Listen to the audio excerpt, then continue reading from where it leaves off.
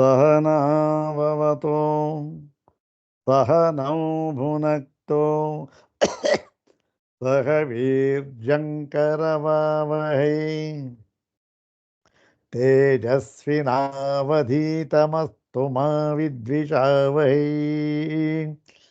ॐ शान्ति शान्ति शान्तिः। अथ कृष्णयजुर्वेदीय तैत्तिरीयोपनिषदि शिक्षावल्ली। ॐ शन्नो मित्रः शं वरुणः शन्नो भवत्वर्यमा शन्न इन्द्रो बृहस्पतिः शन्नो विष्णुरुक्रमः। नमो ब्रह्मणे नमस्ते वायो त्वमेव प्रत्यक्षं ब्रह्मासि त्वमेव प्रत्यक्षं ब्रह्म वदिष्यामि ऋतं वदिष्यामि सत्यं वदिष्यामि तन्मामवतु तद्वक्तारमवतु अवतु माम् अवतु वक्तारम्। ॐ ಶಾಂತಿ ಶಾಂತಿ ಶಾಂತಿ. ಕೃಷ್ಣ ಯಜುರ್ವೇದಿಯ ತೈತ್ತಿರೀಯೋಪನಿಷತ್ತಿನಲ್ಲಿ ಶಿಕ್ಷಾವಲ್ಲಿ ಅದರ ಒಂದು ವಿಚಾರ ಭಾಗ ಈಗ ನಾವು ನೋಡ್ತಾ ಇದ್ದೇವೆ. ಇಲ್ಲಿ 11 ಅನುವಾಕ್ಯಗಳು, ಆ ಒಂದು ಶಿಕ್ಷಾವಲ್ಲಿ ಇರತಕ್ಕಂತಹ 11 ಅನುವಾಕ್ಯಗಳು ಅದರ ಭಾಷ್ಯ ಭಾಗಗಳೊಂದಿಗೆ ಮುಕ್ತಾಯವಾಯಿತು.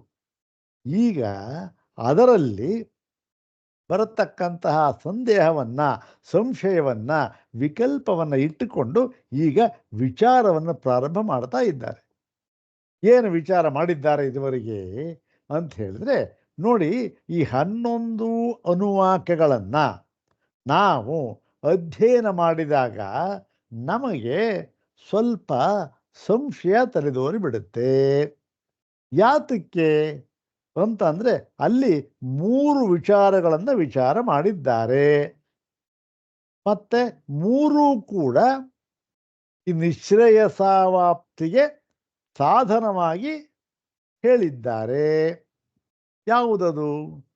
ಒಂದು ಕೇವಲ ಕರ್ಮ, ಒಂದು ಉಪಾಸನೆ, ಮತ್ತೊಂದು ಈ ಕೇವಲ ಜ್ಞಾನ. ಈ ಮೂರನ್ನು ಹೇಳಿದ್ದಾರೆ. ಈಗ 3ರಲ್ಲಿ ಯಾವುದನ್ನು ಇಟ್ಕೊಳ್ಬೇಕು ಅಥವಾ ಯಾವುದಾದರೂ 2 ಸೇರಿಸಿ ಮಾಡಬೇಕೋ ಅಂತಕ್ಕಂಥ ಸಂಶಯ ಪ್ರಾಪ್ತವಾಗೋಯ್ತು. ಅಲ್ಲಿಗೆ ಮೊಟ್ಟ ಮೊದಲ ಏನು ಸಂಶಯ ಬಂತು ನೋಡಿ, ಕೇವಲ ಕರ್ಮದಿಂದಲೇ ನಿಶ್ರೇಯಸ ಪ್ರಾಪ್ತಿ ಅಂತಕ್ಕಂಥ ಒಂದು ವಿಚಾರವೂ ಕೂಡ ಅಲ್ಲಿ ಬಂದಿತ್ತು, ಕರ್ಮಭಾಗದಲ್ಲಿ ಬಂದಿತ್ತು. ಈಗ ಅದು ಒಂದು ವಿಕಲ್ಪ. ಕೇವಲ ಕರ್ಮದಿಂದಲೇ ನಿಶ್ರೇಯಸ ಪ್ರಾಪ್ತಿಯೋ ಅಥವಾ ಕರ್ಮವೇ ಇರಲಿ, ಕರ್ಮವೇ ಪ್ರಧಾನವಾಗಿ ಇರಲಿ, ಆದರೂ ಕೂಡ ಕೇವಲ ಕರ್ಮದಿಂದ ಆಗುವುದಿಲ್ಲ. ಮತ್ತೆ ಏನು, ಅದಕ್ಕೆ ಅಂಗವಾಗಿ ಉಪಾಸನೆಯೂ ಬೇಕು, ವಿದ್ಯೆಯೂ ಬೇಕು. ಅಂಗವಾಗಿ ಅಷ್ಟೆ. ಪ್ರಧಾನ ಕರ್ಮ, ಅಂಗ ವಿದ್ಯೆ. ಹೀಗೆ ವಿದ್ಯೆಯನ್ನು ಅಂಗವಾಗಿ ಉಳ್ಳಂತಹ ಕರ್ಮದಿಂದ ನಿಶ್ರೇಯಸ ಪ್ರಾಪ್ತಿಯೋ, ಒಂದು ಕೇವಲ ಕರ್ಮ, ಒಂದು ವಿದ್ಯೆಯನ್ನು ಅಂಗವಾಗಿ ಉಳ್ಳಂತಹ ಕರ್ಮ. ಮತ್ತೆ ಇನ್ನೊಂದು ವಿಕಲ್ಪ ಏನು ಬರುತ್ತೆ, ಅಂಗಾಂಗಿ ಅಂಗ ಯಾವುದು ಬೇಡ, ವಿದ್ಯೆ ಮತ್ತೆ ಕರ್ಮ ಎರಡೂ ಕೂಡ ಸಮಾನ ಪ್ರಧಾನವಾಗಿದೆ. ಅಂದರೆ ಏನು, ಎರಡೂ ಸಮಸಮವಾಗಿ, ಅಂಗಾಂಗಿ ಭಾವ ಇಲ್ಲವೇ ಇಲ್ಲ. ವಿದ್ಯೆ ಅಂಗವಲ್ಲ, ವಿದ್ಯೆಯೂ ಪ್ರಧಾನ ಮತ್ತು ಕರ್ಮವೂ ಪ್ರಧಾನ. ಎರಡೂ ಕೂಡ 50-50. ಏನು, ಎರಡನ್ನೂ ಕೂಡ ಸೇರಿಸಿ ಮಾಡಬೇಕು. ಅಂದ್ರೇನು, ವಿದ್ಯೆ ಕರ್ಮ ಇವುಗಳ ಸಮುಚ್ಚಯದಿಂದಲೋ ಅಂತ 3 ಆಯಿತು. ಮತ್ತೆ ಈಗ 4ನೇದೇನು, ಹಿಂದೆ ಹೇಳಿತ್ತು ಕರ್ಮ ಪ್ರಧಾನ, ವಿದ್ಯೆ ಅಂಗ ಅಂತ ಹೇಳಿತ್ತು. ಈಗ ಇಲ್ಲಿ ಇನ್ನೊಂದು ವಿಕಲ್ಪ ಬರ್ತಾ ಇದ್ದಾರೆ. ಇಲ್ಲ, ವಿದ್ಯೆಯೇ ಪ್ರಧಾನ, ಕರ್ಮವು ಅಂಗ. ಅಲ್ಲಿ ಕರ್ಮ ಪ್ರಧಾನ, ವಿದ್ಯೆ ಅಂಗ. ಇಲ್ಲಿ ವಿದ್ಯೆ ಪ್ರಧಾನ, ಕರ್ಮ ಅಂಗ. ವಿದ್ಯೆನೇ ಪೂರ್ಣವಾಗಿ ಬೇಕಾಗಿರ್ತಕ್ಕಂಥದ್ದು, ಎಲ್ಲೋ ಸ್ವಲ್ಪ ಭಾಗ ಕರ್ಮವನ್ನು ಹಾಕಬೇಕಷ್ಟೆ. ಹೀಗೆ ಇದು 4ನೇ ವಿಕಲ್ಪ. ಅಲ್ಲಿ ವಿದ್ಯೆ ಮತ್ತು ಕರ್ಮಗಳಿಗೆ ಅಂಗಾಂಗಿ ಭಾವ, ಇಲ್ಲಿ ಕರ್ಮ ಮತ್ತು ವಿದ್ಯೆಗಳಿಗೆ ಅಂಗಾಂಗಿ ಭಾವ. ಮತ್ತು 5ನೇದೇನು, ಇಲ್ಲ ಇದು ಯಾವುದೂ ಬೇಕಿಲ್ಲ, ಕೇವಲ ವಿದ್ಯೆಯೊಂದರಿಂದಲೇ ನಿಶ್ಚಯಸ ಪ್ರಾಪ್ತಿ ಅಂತಕ್ಕಂಥ ಅದನ್ನು ಹೇಳಿದ್ದಾರೆ. ಅಹಂ ವೃಕ್ಷಸ್ಥಿರೇರಿವ ಕೀರ್ತಿ ಪೃಷ್ಠಂಗಿರೇರಿವ ಅಂತಕ್ಕಂಥ ಅವನು ಕಂಡುಕೊಂಡ ತ್ರಿಶಂಕು. ಹೀಗೆ ಈ 5 ವಿಕಲ್ಪಗಳು ಬಂದಾಗ ಯಾವುದನ್ನು ಇಟ್ಕೊಳ್ಬೇಕು ಅದನ್ನು ಯುಕ್ತಿಯಿಂದ ಈಗ ತೀರ್ಮಾನ ಮಾಡ್ತಾ ಇದ್ದಾರೆ. ಮೊಟ್ಟ ಮೊದಲನೆಯದಾಗಿ ಯಾವುದು? ಕೇವಲ ಕರ್ಮದಿಂದಲೇ ನಿಶ್ಚಯಸ ಪ್ರಾಪ್ತಿಯೋ, ಅಂದರೆ ಯಾವುದೂ ಬೇಡ, ವಿದ್ಯೆಯೂ ಬೇಡ ಮತ್ತು ಜ್ಞಾನವೂ ಬೇಡ, ಯಾವ ಸಮುಚ್ಚಯ ಬೆರೆಸುವುದು ಬೇಡ, ಏನು ಬೇಡ, ಕೇವಲ ಕರ್ಮದಿಂದ ನಿಶ್ಚಯಸ ಪ್ರಾಪ್ತಿ. ಅದಕ್ಕೆ ಈಗ ಸಮಾಧಾನವನ್ನು ಹೇಳ್ತಾ ಇದ್ದಾರೆ. ಅದು ಇವತ್ತಿನ ಭಾಗ. ಏನು? ಆ 71ನೇ ಭಾಷೆ ಭಾಗ. ನ ಅಲ್ಲ, ಇದಕ್ಕೇನು ಸೇರಿಸ್ಕೋಬೇಕು ನಾವು? ಕರ್ಮಭ್ಯ ಏವ ಕೇವಲೇಭ್ಯ ಮೋಕ್ಷ ಸಿದ್ಧ್ಯತಿ ಅಂತಕ್ಕಂಥದ್ದು. ಅಂದ್ರೇನು? ಕೇವಲ ಕರ್ಮದಿಂದಲೇ ಮೋಕ್ಷವು ಸಿದ್ಧಿಸುತ್ತದೆ ಅಂತಕ್ಕಂಥ ವಾದ. ಇದಕ್ಕೆ ಹೇಳ್ತಾ ಇದ್ದಾರೆ ಭಗವತ್ಪಾದ ಶಂಕರರು, ನ ಇಲ್ಲ, ಎಂದಿಗೂ ಇಲ್ಲ. ಯಾತಕ್ಕೆ ಅಂದರೆ ನೋಡಿ, ಈ ಕರ್ಮದಿಂದ ಸಿದ್ಧಿಯಾಗುತ್ತೆ ಮೋಕ್ಷ ಅಂತ ಹೇಳ್ತಾ ಇದ್ದೀರಲ್ಲ, ಆ ಮೋಕ್ಷ ಎಂಥದ್ದದು, ಅದರ ಸ್ವರೂಪ ಎಂಥದ್ದು ಅಂದರೆ ನಿತ್ಯತ್ವಾನ್ ಮೋಕ್ಷಸ್ಯ. ಈ ಮೋಕ್ಷವನ್ನು ನಾವು ನಿತ್ಯ ನಿತ್ಯ ನಿತ್ಯವಾದದ್ದು ಮೋಕ್ಷ. ನಿತ್ಯವಾದದ್ದು ಅಂದ್ರೇನು? ತ್ರಿಕಾಲ ಅಬಾಧಿತವಾದದ್ದು, ಮತ್ತೆ ಎಲ್ಲ ಕಾಲಗಳಿಗೂ ಇರತಕ್ಕಂಥದ್ದು, ಎಲ್ಲ ಸಂದರ್ಭಗಳಲ್ಲಿ, ಎಲ್ಲ ಅವಸ್ಥೆಯಲ್ಲಿ, ಎಲ್ಲ ಇದರಲ್ಲಿ ನಿತ್ಯ ಇರತಕ್ಕಂಥದ್ದು ಒಂದೇ ಒಂದು ತತ್ವ, ಅದೇ ಆತ್ಮತತ್ವ, ಅದೇ ಮೋಕ್ಷ ತತ್ವ. ಇದು ಏನು? ನಿತ್ಯತ್ವ. ಹೌದು, ನಿತ್ಯತ್ವ ಅಂತ ಅನ್ನೋಕ್ಕೂ ಕರ್ಮ ಒಂದು ಸಾಕಾಗೋಲ್ಲ ಅನ್ನೋಕ್ಕೂ ಏನು ಸಂಬಂಧ ಅಂದರೆ ಅದನ್ನು ಮುಂದೆ ಹೇಳ್ತಾರೆ. ನಿತ್ಯೋ ಹಿ ಮೋಕ್ಷ ಇಷ್ಯತೆ.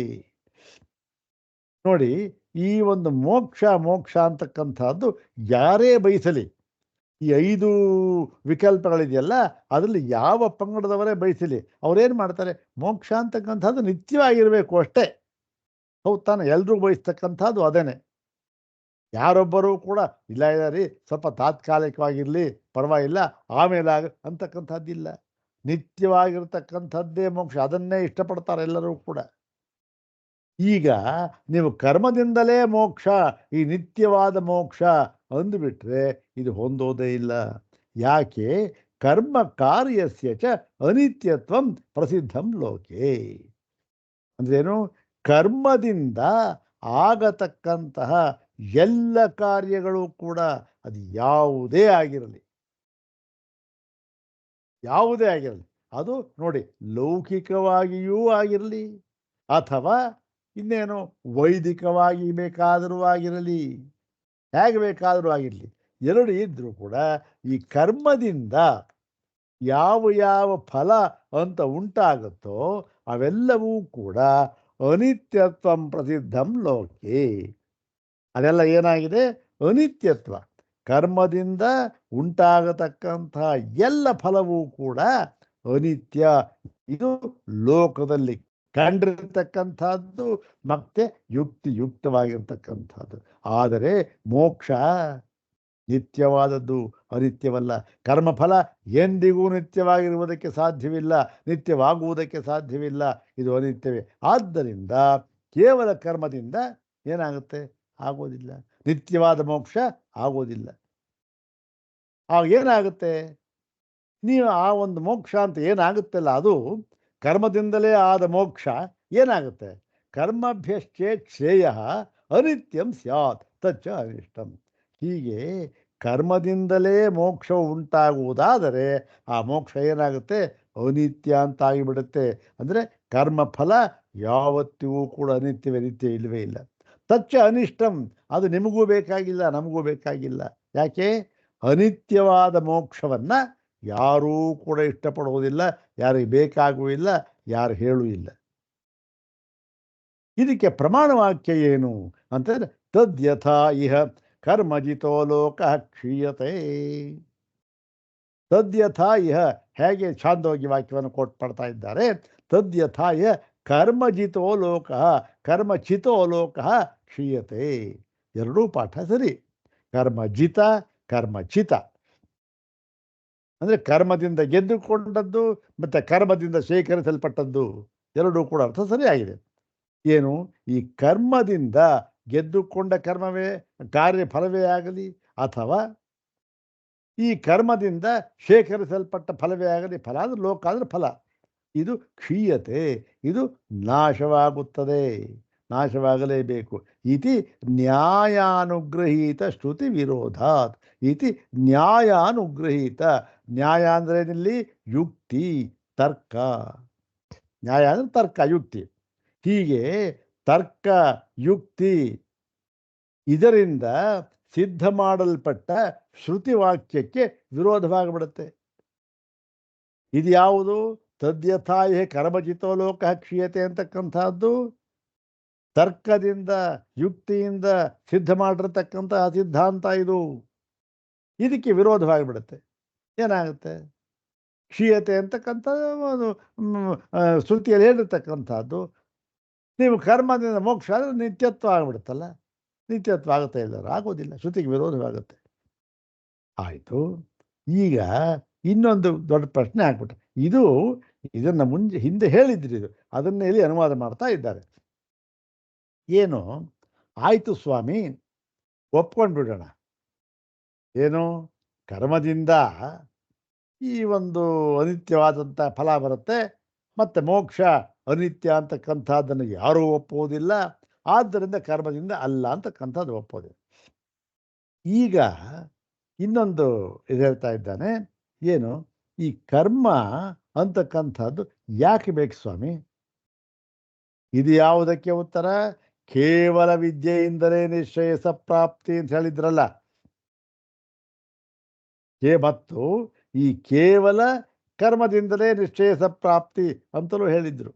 ಅದಕ್ಕೆ ಹೇಳ್ತಾ ಇದ್ದಾರೆ ಒಂದು ಈ ಈ ಅದಕ್ಕೇನೋ ಒಂದು ಸಂಶಯವನ್ನು ಎತ್ತಿ, ನೋಡಿ ಸ್ವಾಮಿ, ಯಾತಕ್ಕೆ ಬೇಕು ಕರ್ಮ ಅಂತಕ್ಕಂಥದ್ದು?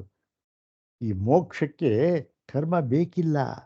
ಯಾತಕ್ಕೆ? ನೋಡಿ, ಮೋಕ್ಷ ಅಂತಕ್ಕಂಥದ್ದು ತಾನು ಸಿದ್ಧವಾಗಿ ಬಿಡುತ್ತೆ. ಅರೆ, ಅದೇ ಸಿದ್ಧವಾಗುತ್ತೆ ಅಂದರೆ ನೋಡಿ ಹೇಳ್ತೇವೆ. ಅಂದ್ರೆ ನೋಡಿ, ಕಾಮ್ಯ ಪ್ರತಿಸಿದ್ಧಯೋ ಅನಾರಂಭಾತ್. ಈಗ ಈ ಕರ್ಮ ಮಾಡತಕ್ಕಂಥವನು ಎಂಥವನು ಅಂತ ಹಿಂದೆ ಹೇಳಿತ್ತು ಹಿಂದಿನ ಭಾಗದಲ್ಲಿ. ಅವನು ವೇದವನ್ನೆಲ್ಲ ಅಧ್ಯಯನ ಮಾಡಿದವನಾಗಿರಬೇಕು, ಅದರ ಅರ್ಥವನ್ನು ತಿಳಿದವನಾಗಿರಬೇಕು. ಅಂತಹವನಿಗೆ ಕರ್ಮವು ಹೇಳಲ್ಪಟ್ಟಿದೆ ವೇದದಲ್ಲಿ ಅಂತ ಹೇಳಿದರು. ಹೌದು ತಾನೆ? ಅಲ್ಲಿಗೆ ಏನಾಯಿತು? ಅವನಿಗೆ ವೇದಾರ್ಥವನ್ನು ತಿಳಿದಿದ್ದಾನೆ. ಅವನು ವೇದಾರ್ಥವನ್ನು ಯಾವಾಗ ತಿಳಿದಿದ್ದಾನೆ ಅಂತ ಆಯಿತೋ, ಅವನಿಗೆ ಏನಾಗುತ್ತೆ? ವೇದಾರ್ಥ ಏನು? ಅಲ್ಲಿ ಪ್ರತಿಸಿದ್ಧ ಕರ್ಮ ಯಾವುದು, ಕಾಮ್ಯ ಕರ್ಮ ಯಾವುದು ಅಂತಕ್ಕಂಥದ್ದು ಒಂದು ವಿವೇಕ ಅವನಿಗೆ ಚೆನ್ನಾಗಿ ಆಗಿರುತ್ತೆ. ಯಾಕೆ? ವೇದದಲ್ಲಿ ಇರುತ್ತೆ, ಇದು ಯಾಕೆ ಇಂತಹ ಕರ್ಮವನ್ನು ಮಾಡಬಾರದು, ಇಂತಹ ಕರ್ಮವನ್ನು ಮಾಡಬೇಕು ಅಂತ ವಿಧಾನ ಮಾಡಿದ್ದಾರೆ. ಸೊ ಅದೆರಡು ಚೆನ್ನಾಗಿ ಗೊತ್ತಿವನಿಗೆ. ಆದ್ದರಿಂದ ಏನು ಮಾಡ್ತಾನೆ ಇವನು? ಕಾಮ್ಯ ಕರ್ಮವನ್ನೂ ಮಾಡೋದಿಲ್ಲ, ಪ್ರತಿಸಿದ್ಧ ಕರ್ಮವನ್ನು ಮಾಡೋದೇ ಇಲ್ಲ ಅವನು. ಮತ್ತು ಯಾವಾಗ ಕಾಮ್ಯ ಪ್ರತಿಸಿದ್ಧ ಕರ್ಮ ಮಾಡೋದಿಲ್ವೋ ಆವಾಗ ಏನಾಗುತ್ತೆ?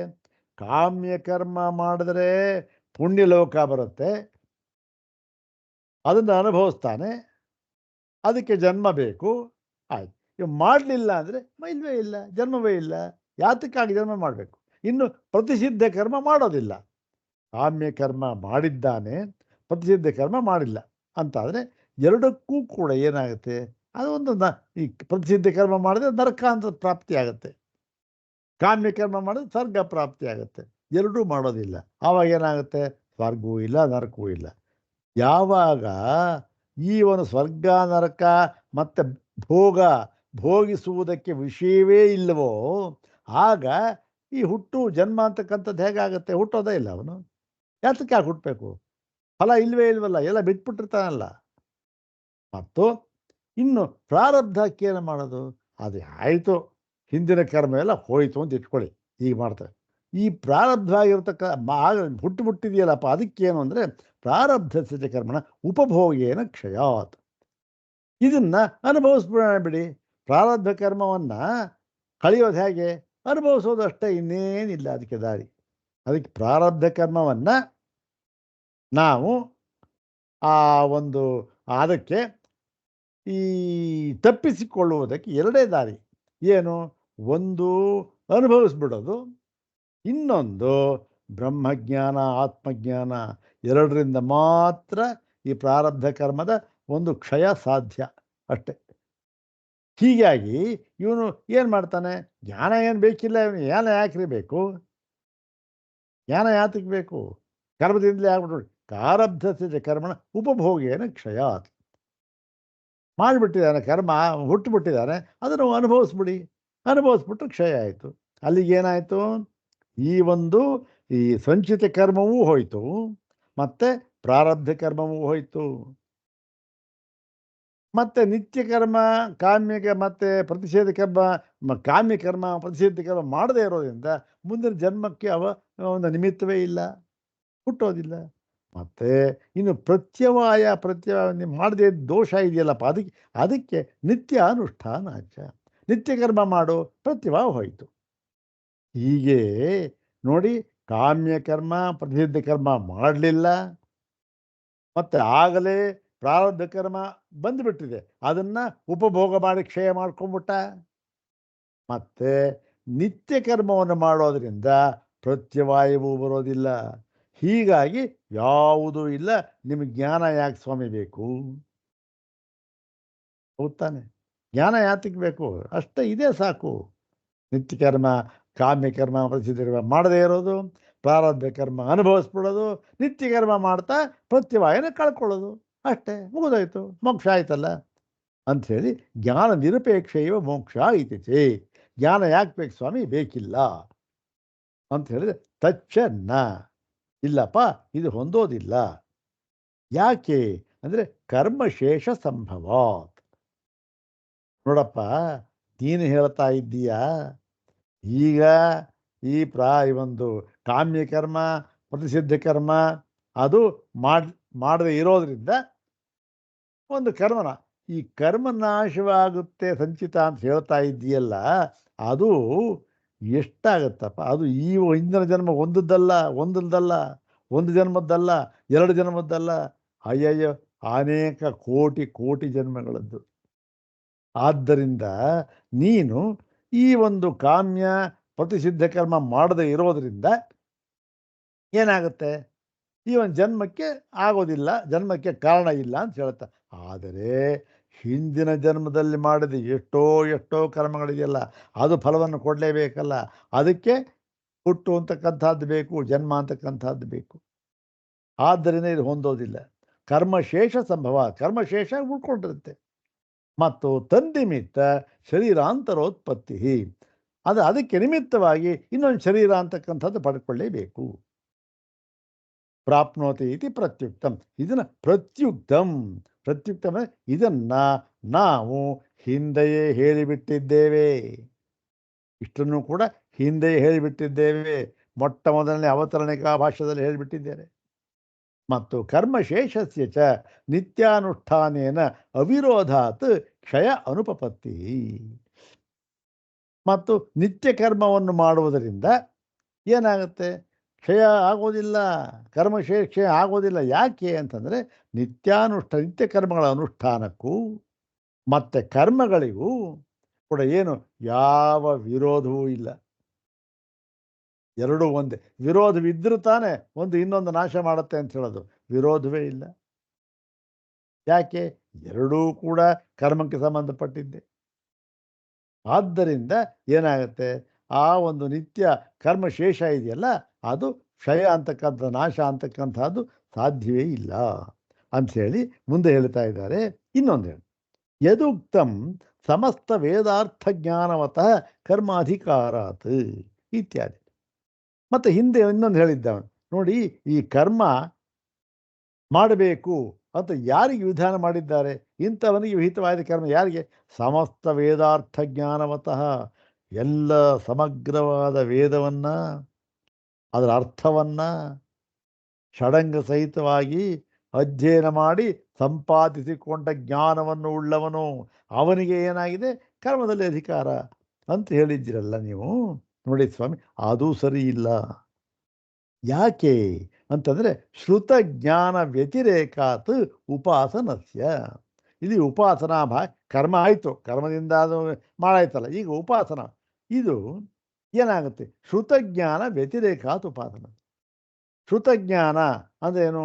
ಶ್ರವಣವನ್ನು ಮಾಡಿದ ಒಂದು ಜ್ಞಾನ ಇದೆಯಲ್ಲ, ಅದಕ್ಕೂ ಕೂಡ ಮತ್ತು ಉಪಾಸನೆಗೂ ಕೂಡ ಏನು ಸಂಬಂಧವೇ ಇಲ್ಲ. ಯಾಕೆ? ಶ್ರುತಜ್ಞಾನವೇ, ಶ್ರವಣ ಮಾಡಿದ ಜ್ಞಾನವೇ ಬೇರೆ, ಉಪಾಸನಾ ಜ್ಞಾನವೇ ಬೇರೆ. ಯಾಕೆ ಅಂತಂದರೆ ಕೇವಲ ಶ್ರವಣ ಮಾಡೋದರಿಂದ ಯಾವುದೋ ಒಂದು ಕರ್ಮ, ಆದರೆ ಉಪಾಸನ ಕೇವಲ ಶ್ರವಣದಿಂದ ಆಗತಕ್ಕಂಥದ್ದಲ್ಲ. ಶ್ರವಣ ಮಾಡಿಬಿಟ್ರೆ ಉಪಾಸನೆ ಆಯಿತಾ? ಉಪಾಸನೆ ಮಾಡೋದು ಕೇಳ್ದ ಓ ಇದನ್ನು ಈ ರೀತಿ ಉಪಾಸನೆ ಮಾಡಬೇಕು ಅಂತ ಕೇಳಿಬಿಟ್ರೆ ಆಯಿತಾ? ಏನೂ ಆಗೋದಿಲ್ಲ. ಅದಕ್ಕೆ ವ್ಯತಿರೇಕ. ಅದಕ್ಕಿಂತಲೂ ಹೆಚ್ಚಾಗಿ ಏನು? ಅದು ಅನುಷ್ಠಾನವನ್ನು ಅಪೇಕ್ಷಿಸುತ್ತೆ. ಮತ್ತು ಶ್ರುತಜ್ಞಾನ ಮಾತ್ರೇಣ ಹಿ ಕರ್ಮಣಿ ಅಧಿಕ್ರಿಯತೆ ನ ಉಪಾಸನಾ ಜ್ಞಾನಂ ಅಪೇಕ್ಷತೆ. ಈ ಕರ್ಮವನ್ನು ಮಾಡೋದಕ್ಕೆ ಶ್ರುತಜ್ಞಾನ, ಶ್ರವಣ, ಹೀಗೆ ಮಾಡಬೇಕು ಅಂತಕ್ಕಂಥದ್ದು ಕರ್ಮಣೆ. ಆ ಕರ್ಮದಲ್ಲಿ ನಾವು ಆ ಅಧಿಕಾರವನ್ನು ಪಡಿಬಹುದು. ಆದರೆ ಅಲ್ಲಿ ಉಪಾಸನಾ ಜ್ಞಾನಂ ನ ಅಪೇಕ್ಷತೆ. ಅಲ್ಲಿ ಉಪಾಸನಾ ಜ್ಞಾನ ಏನು ಬೇಕಿಲ್ಲ. ಕರ್ಮದ ಜ್ಞಾನ ಆದರೂ ಸಾಕು ಕರ್ಮ ಮಾಡೋಕ್ಕೆ, ಉಪಾಸನಾ ಜ್ಞಾನ ಯಾಕೆ ಬೇಡಬೇಕು? ಯಾವುದೋ ಒಂದು ಕರ್ಮ ಮಾಡಬೇಕು, ಅದಕ್ಕೆ ಕರ್ಮದ ಜ್ಞಾನ ಸಾಕು, ಉಪಾಸನಾ ಜ್ಞಾನ ಬೇಕಿಲ್ಲ. ಹೀಗೆ ಇಲ್ಲಿಯೂ ಬೇಕಿಲ್ಲ, ಅಲ್ಲಿಯೂ ಬೇಕಿಲ್ಲ. ಮತ್ತು ಉಪಾಸನಂಚ ಶ್ರುತಜ್ಞಾನಾತ್ ಅರ್ಥಾಂತರಂ ವಿಧೀಯತೆ ಮೋಕ್ಷ ಫಲಂ. ಮತ್ತು ಈ ಉಪಾಸನೆಯಿಂದ ಏನಾಗಿದೆ? ಶ್ರುತಜ್ಞಾನಾತ್, ಶ್ರವಣದಿಂದ ಉಂಟಾಗತಕ್ಕಂತಹ ಜ್ಞಾನ ಇದೆಯಲ್ಲ, ಅದಕ್ಕಿಂತಲೂ ಕೂಡ ಬೇರೆಯದೇ ಆಗಿರತಕ್ಕಂತಹ ಮೋಕ್ಷ ಫಲವನ್ನು ಉಪಾಸನೆಗೆ ವಿಧಾನ ಮಾಡಿದ್ದಾರೆ. ಉಪಾಸನಾ ಫಲವೇ ಬೇರೆ. ಈ ಒಂದು ಶ್ರುತಜ್ಞಾನ, ಶ್ರವಣ ಮಾಡಿದ ಕರ್ಮವನ್ನು ಮಾಡ್ತಾನೆ, ಅದರ ಒಂದು ಫಲವೇ ಬೇರೆ. ಇಲ್ಲಿ ಉಪಾಸನಾ ಫಲವೇನು ಹೇಳ್ತಾ ಇದ್ದಾರೆ ನೋಡಿ, ಇದು ಮೋಕ್ಷ ಫಲ ಅಂತ ಹೇಳ್ತಾ ಇದ್ದಾರೆ. ಅರೆ ಅದು ಹೇಗೆ? ಹಾಗಾದ್ರೆ ಉಪಾಸನೆಯಿಂದ ಮೋಕ್ಷ ಸಾಧ್ಯವಾಗುತ್ತೋ ಅಂದರೆ ಅದಲ್ಲ. ಇಲ್ಲಿ ವಿವಕ್ಷಿತ ಅಂಶ ಏನು ಗೊತ್ತೇ? ಉಪಾಸನೆಯಿಂದ ಬ್ರಹ್ಮಲೋಕವನ್ನು ಅವನು ಪಡಿತಾನೆ ಅಂತಾದರೆ, ಈಗ ಪಂಚಾಗ್ನಿ ವಿದ್ಯೆ ಅದು ಉಪಾಸನೆ. ಅದರಿಂದ ಏನು ಮಾಡ್ದ? ಬ್ರಹ್ಮಲೋಕವನ್ನು, ಹಿರಣ್ಯ ಗರ್ಭಲೋಕವನ್ನು ಪಡೆದ. ಅದನ್ನು ಮೋಕ್ಷ ಅಂತ ಯಾಕೆ ಹೇಳಿದ್ರು ಗೊತ್ತೇನು? ಅಲ್ಲಿಂದ ಪುನಃ ಅವನು ಸಂಸಾರಕ್ಕೆ ಹಿಂತಿರುಗಿ ಬರುವುದಿಲ್ಲ. ಅಲ್ಲಿ ಜ್ಞಾನ ಮಾಡಿಕೊಂಡು ಅಲ್ಲಿಂದ ಒಂದು ಕ್ರಮವಾಗಿ ಮುಕ್ತಿಯನ್ನು ಪಡಿತಾನೆ. ಆ ಒಂದು ಅಭಿಪ್ರಾಯದಿಂದ ಇಲ್ಲಿ ಮೋಕ್ಷ ಉಪಾಸನೆಗೂ ಕೂಡ ಮೋಕ್ಷ ಫಲವನ್ನು ಹೇಳಿದ್ದಾರೆ ಅಷ್ಟೆ. ಯಾಕೆ? ಕರ್ಮದಿಂದ ಮಾಡಿರ್ತಕ್ಕಂಥ ಎಲ್ಲ ಪಡೆದುಕೊಂಡಿರೋಂಥ ಲೋಕ ಇದೆಯಲ್ಲ, ಅದನ್ನು ವಾಪಸ್ ಬರ್ತಾನೆ, ಅಲ್ಲಿಂದ ಸಂಸಾರಕ್ಕೆ ವಾಪಸ್ ಬರ್ತಾನೆ, ಕರ್ಮದಿಂದ ಪಡೆದುಕೊಂಡ ಲೋಕದಿಂದ ವಾಪಸ್ ಬರ್ತಾನೆ. ಆದರೆ ಉಪಾಸನೆಯಿಂದ ಪಡೆದುಕೊಂಡ ಲೋಕ ಅಂತ ಏನಿದೆ, ಹಿರಣ್ಯ ಗರ್ಭಲೋಕ, ಹೆಚ್ಚಿನ ಲೋಕ ಇದೆಯಲ್ಲ, ಅಲ್ಲಿಂದ ಇವನು ವಾಪಸ್ ಬರುವುದಿಲ್ಲ, ಹಿಂದಕ್ಕೆ ಬರುವುದಿಲ್ಲ, ಸಂಸಾರಕ್ಕೆ ಬರುವುದಿಲ್ಲ. ಅಲ್ಲಿ ಜ್ಞಾನವಾಗುತ್ತೆ, ಅಲ್ಲಿಂದ ಬಂದು ಕ್ರಮ ಮುಕ್ತಿ ಆಗುತ್ತೆ. ಆದ್ದರಿಂದ ಇದನ್ನು ಕೂಡ ಮೋಕ್ಷ ಅಂತ ಹೇಳ್ತಾ ಇದ್ದಾರೆ. ಮತ್ತು ಅರ್ಥಾಂತರ ಪ್ರಸಿದ್ಧೇಶ್ಚ ಸ್ಯಾತ್ ಶ್ರೋತವ್ಯ ಇತ್ಯುಕ್ತ್ವಾ ತದ್ವ್ಯತಿರೇಕೇಣ ಮಂತವ್ಯೋ ನಿಧಿಧ್ಯಾಸಿತವ್ಯ ಇತಿ ಯತ್ನಾಂತರ ವಿಧಾನಾತ್. ನೋಡಿ, ಇದಕ್ಕೆ ಶ್ರುತಿಯ ಬೆಂಬಲವೂ ಇದೆ. ಏನು? ಇವೆರಡಕ್ಕೂ ಕೂಡ, ಯಾವುದು? ಕರ್ಮ ಮತ್ತು ಉಪಾಸನೆ, ಎರಡಕ್ಕೂ ಕೂಡ ಏನು? ಅರ್ಥಾಂತರ ಪ್ರಸಿದ್ಧೇಶ್ಚ, ಎರಡಕ್ಕೂ ಕೂಡ ಬೇರೆ ಬೇರೆ ಪ್ರಯೋಜನ, ಬೇರೆ ಬೇರೆ ಫಲವ. ಕರ್ಮಫಲ ಹಿಂತಿರುಗಿ ವಾಪಸ್ ಹೋಗ್ತಕ್ಕಂಥದ್ದು, ಉಪಾಸನಾ ಫಲ ಹಿಂತಿರುಗಿ ಹೋಗೋದಿಲ್ಲ, ಅಲ್ಲೇ ಇರ್ತಾನೆ, ಅಲ್ಲಿಂದ ಜ್ಞಾನವಾಗುತ್ತೆ, ಮುಂದಕ್ಕೆ ಹೋಗ್ತಾನೆ. ಹೀಗೆ ಅರ್ಥಾಂತರ ಬೇರೆಯ ಅರ್ಥ ಎರಡಕ್ಕೂ ಅದು ಪ್ರಸಿದ್ಧ. ಅದಕ್ಕೋಸ್ಕರ ಏನು ಹೇಳಿದ್ದಾರೆ, ಶ್ರೋತವ್ಯ ಅಂತ ಹೇಳಿ ಆ ಶ್ರೋತವ್ಯ ಎಂದು ಹೇಳಿದ ನಂತರದಲ್ಲಿ ಅದಕ್ಕಿಂತ ಭಿನ್ನವಾಗಿರತಕ್ಕಂತಹ ಮಂತವ್ಯೋ ನಿಧಿಧ್ಯಾಸಿತವ್ಯ ಅಂತ ಹೇಳಿದ್ದಾರೆ. ಮತ್ತು ಯತ್ನಾಂತರ ವಿಧಾನಾತ್ ಬೇರೆ ಒಂದು ಯತ್ನವನ್ನು ಹೇಳಿದ್ದಾರೆ. ಅಂದ್ರೆ ಏನಾಯಿತು, ಈ ಶ್ರವಣ ಜ್ಞಾನಕ್ಕೂ ಮತ್ತು ಈ ಮಂತವ್ಯ ಇದು ಉಪಾಸನ, ಇದಕ್ಕೂ ಕೂಡ ವ್ಯತ್ಯಾಸ, ಯತ್ನಾಂತರ ವಿಧಾನ ಅಂತ ಹೇಳಿದ್ದಾರೆ. ಮತ್ತೆ ಮನನ ನಿಧ್ಯಾಸನಯೋಶ್ಚ ಪ್ರಸಿದ್ಧಂ ಶ್ರವಣ ಜ್ಞಾನಾತ್ ಅರ್ಥಾಂತರತ್ವಂ. ಮತ್ತೆ ಮನನ ಮತ್ತು ನಿಧಿಧ್ಯಾಸನ ಇದೆಯಲ್ಲ, ಇದರಿಂದ ಆಗತಕ್ಕಂತಹ ಪ್ರಯೋಜನ ಈ ಶ್ರವಣ ಜ್ಞಾನದಿಂದ ಆಗತಕ್ಕಂತಹ ಪ್ರಯೋಜನಕ್ಕಿಂತ ಬೇರೆಯದೇ ಆಗಿದೆ ಎನ್ನುವುದು ಪ್ರಸಿದ್ಧಂ ಲೋಕೆ, ಇದು ಪ್ರಸಿದ್ಧವಾಗಿಯೂ ಇದೆ. ಹಾಗಾಗಿ ಏನಾಯಿತು, ಇಲ್ಲಿ ಈ ಒಂದು ವಿದ್ಯೆಯನ್ನು ಅಪೇಕ್ಷಿಸತಕ್ಕಂಥ ಕರ್ಮದಿಂದಲೂ ಇಲ್ಲ, ಕೇವಲ ಕರ್ಮದಿಂದಲೂ ಇಲ್ಲ. ಮತ್ತು ಇನ್ನು ಮೂರಿದೆ, ಅದನ್ನು ಏನು ಹೇಳ್ತಾರೆ ಅಂತಕ್ಕಂಥದ್ದನ್ನು ಮುಂದಿನ ಭಾಗದಲ್ಲಿ ಅದಕ್ಕೆ ಸಮಾಧಾನವನ್ನು ನೋಡೋಣ.